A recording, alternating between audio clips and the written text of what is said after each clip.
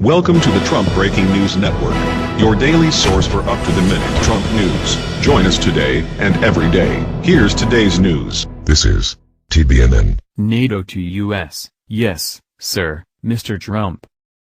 By Byron York. Candidate Donald Trump set off a furious controversy when he said NATO countries should pay their fair share of mutual defense costs and, later, that the treaty organization was obsolete because not enough of its efforts were directed against radical Islamic terrorism. On Monday, Vice President Mike Pence took the Trump message to NATO headquarters in Brussels.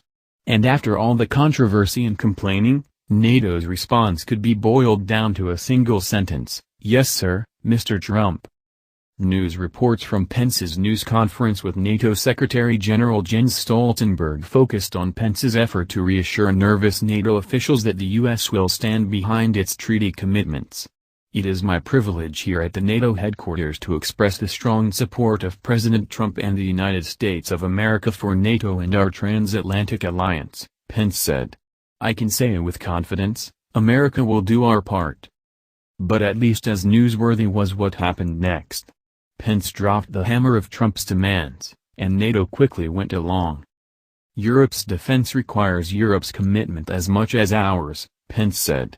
He reminded the group that in 2014 all 28 members of NATO promised to try to spend 2% of their GDP on defense by 2024. Only 4 countries, in addition to the U.S., are now meeting that standard. As a candidate, Trump repeatedly called for NATO to pay more, Pence noted. And now Trump is president.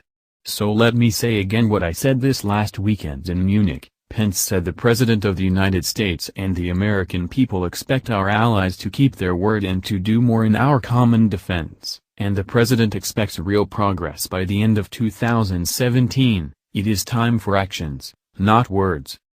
Just in case anyone missed the message, Pence encouraged the NATO countries that don't spend 2% on defense to accelerate their plans to get there. And if you don't have a plan, Pence said, get one. To which NATO quickly acceded. I fully support what has been underlined by President Trump and by Vice President Pence today, the importance of burden sharing, Stoltenberg said.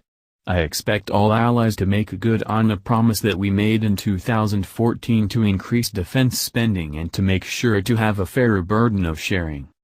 On the issue of terrorism, Stoltenberg said yes again. First, he noted that NATO is helping train security forces in Afghanistan and Iraq and is contributing surveillance planes to the fight against the Islamic State. Then he added what Pence wanted to hear, but we agree that the alliance can, and should do more, in the fight against terrorism. That's the news. Join us here every day. Be sure to subscribe and click the bell. See you next time. This is TBNN.